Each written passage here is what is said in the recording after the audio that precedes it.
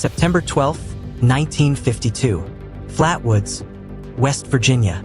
7:15 p.m. Kathleen May stands on her front porch, watching something streak across the sky. Red, pulsing, moving in ways meteors don't move. It descends behind a nearby hill. There's a flash, then silence. Her sons and their friends saw it too. They're already running toward the hill.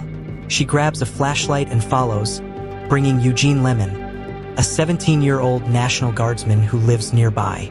They're expecting a downed aircraft, maybe a meteor, something explainable. The hill isn't far, maybe half a mile through the woods. It's getting dark, but the evening is clear, warm for September. They move quickly, excited, curious. 7 people climbing toward whatever fell from the sky. What they find on that hilltop will haunt them for the rest of their lives. None of them will ever be able to explain it, and they'll never stop trying. The encounter. The group climbs the hill toward the Fisher farm. 7 people, for boys aged 10 to 14. Eugene Lemon, 17, a National Guardsman. Kathleen May, Lemon leading with the flashlight.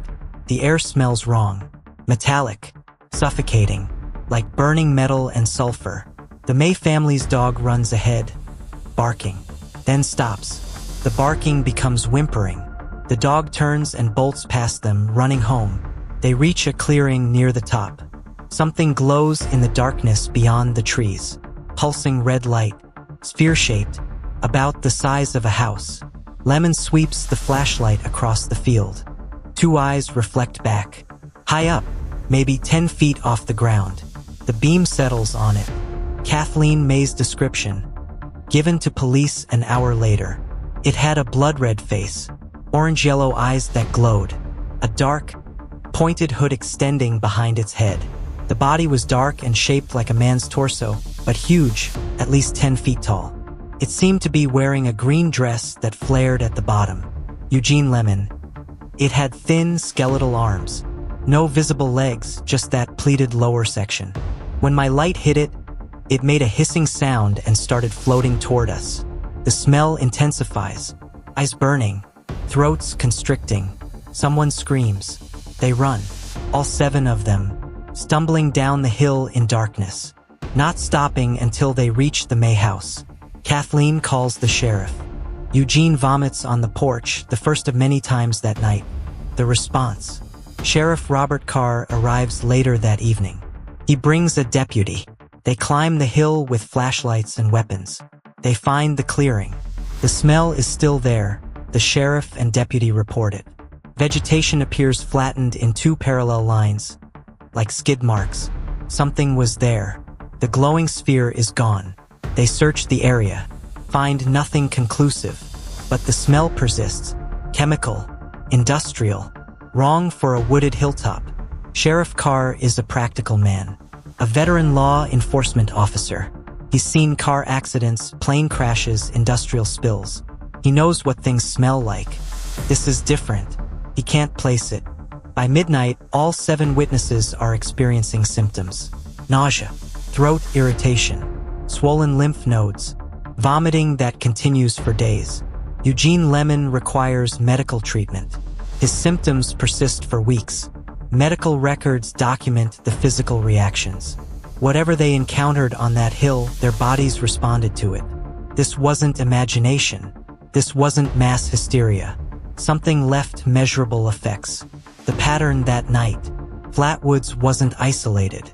Between 7 o'clock and 7:30 p.m. on September 12, 1952, reports flood in across a 300-mile corridor. Maryland, Pennsylvania, West Virginia, dozens of witnesses, pilots, civilians, military personnel, all describing the same thing, an unusual aerial object moving southwest. Bright, red, pulsing, making erratic movements. The object doesn't move like a meteor. Meteors streak. They don't pulse. They don't change direction. They follow predictable trajectories. This didn't. At least 6 separate groups in the Flatwoods area report seeing something fall or land near the Fisher farm that evening. Independent witnesses, different locations, same time frame, same description. This isn't one family's story. The object was tracked across multiple states before it came down. Something crossed the sky that night. Something visible. Something real. What it was remains unknown. The explanations that don't fit. Meteor. The Air Force initially explains it as a meteor. But meteors don't pulse. Don't hover. Don't emit sustained light after landing. Don't leave chemical smells. Don't cause physical symptoms in witnesses. Multiple pilots reported the object made controlled movements. Meteors don't do that. Owl perched on a branch. Skeptics suggest the creature was a barn owl, illuminated by flashlight, its eyes reflecting back. Fear and darkness created the rest. Barn owls are 16 inches tall. The witnesses described something 10 feet high, all 7 of them, independently, to police. That same night, Eugene Lemon was a National Guardsman. Kathleen May was a beautician and mother. They knew what owls looked like. And owls don't cause vomiting that requires medical treatment. Mass hysteria. Perhaps the meteor sighting triggered panic. Fear created a shared delusion, except the physical symptoms were real, documented, treated by doctors. Throat irritation, swollen glands, vomiting. These persisted for days in multiple witnesses. The smell was reported by the sheriff's deputies who arrived later. They hadn't seen the creature. They had no reason for hysteria, but they confirmed the chemical odor. Something physical happened on that hill. The others. September 13th, 1952. The next day, Bailey Fisher, whose farm the encounter occurred on, returns to investigate. He finds a large circle of flattened grass. The vegetation shows evidence of heat exposure, and the smell remains, strong enough that he doesn't stay long. September 14th. Local researcher A. Lee Stewart investigates, documents the site, interviews witnesses separately. Their accounts match. The details stay consistent. But stranger, he finds other witnesses. A woman 2 miles away saw the glowing sphere land. A couple driving on Route 250 saw something descend toward the Fisher farm. A gas station attendant reported vehicles stopping to report an object in the sky.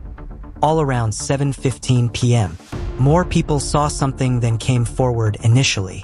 October 1952. Reports emerge of other encounters in the region. Strange lights, physical symptoms in witnesses. Weston, West Virginia, 30 miles from Flatwoods. Multiple residents report a similar creature near a school. Tall, dark, glowing eyes, same metallic smell. The accounts are less publicized, but they exist. The physical evidence. The May family's dog never fully recovers. It becomes skittish, won't go near the hill, dies within 2 years. Thyroid issues, the vet reports. Eugene Lemon's throat problems persist for months. Medical records document recurring inflammation. Nausea returns in waves. The doctors can't explain the initial reaction. Kathleen May experiences similar symptoms. Throat swelling, difficulty breathing, hospital treatment. The symptoms fade, but smell sensitivity persists for years. The flattened grass remains visible for weeks. Lee Stewart Jr. photographs it. The vegetation appears burned, a circular pattern roughly 12 feet across. The chemical smell lingers for days. Multiple investigators report it independently. Metallic, pungent, unlike any industrial odor in the area. Parallel depression marks in the earth. 2 tracks pressed into the ground. The Air Force sends investigators. Project Blue Book examines the case. Their conclusion: probably a meteor, misidentified owl. But their own reports note the widespread sightings, the physical symptoms, the multiple witnesses. The case file stays open longer than most. They can't fully explain it, but they can't validate it either. So it's filed away, unresolved. What doesn't change? 70 years later, the surviving witnesses never recanted. Kathleen May gave interviews into her 80s. Her description never varied. People can believe what they want. I know what I saw. Eugene Lemon remained consistent until his death. That wasn't any owl. That wasn't any aircraft I'd ever seen. And I was in the National Guard. I knew aircraft. The boys, now elderly men, tell the same story. Same details. Same sequence of events. No one profited from this. Flatwoods was, and remains, a small town. The attention wasn't welcome. The witnesses were ridiculed nationally. They had every reason to recant. None did. What remains? September 12th, 1952. Something crossed the sky that evening. This is documented, tracked, reported across multiple states. Something landed or crashed near Flatwoods. Multiple witnesses saw it descend. The sheriff confirmed something occurred at the site. 7 people encountered something at the top of that hill. All 7 experienced physical symptoms afterward. Medical records confirm this. What they saw, what it was, remains unverified. The creature, the sphere, the smell, the symptoms. Separately, each element has explanations. Together, they resist simple dismissal. Flatwoods is a quiet town. The hill is still there. Locals still avoid it at night, some of them. The Air Force concluded, meteor and owl. The witnesses concluded, something else. We have reports. We have physical symptoms. We have consistent testimony across decades. What we don't have is definitive proof of what stood in that clearing. Something was on that hill on September 12, 1952. 7 people saw it and ran. The question isn't whether they encountered something. The question is what. The story doesn't end here. For more mysteries, join us and subscribe to Beyond the Myth.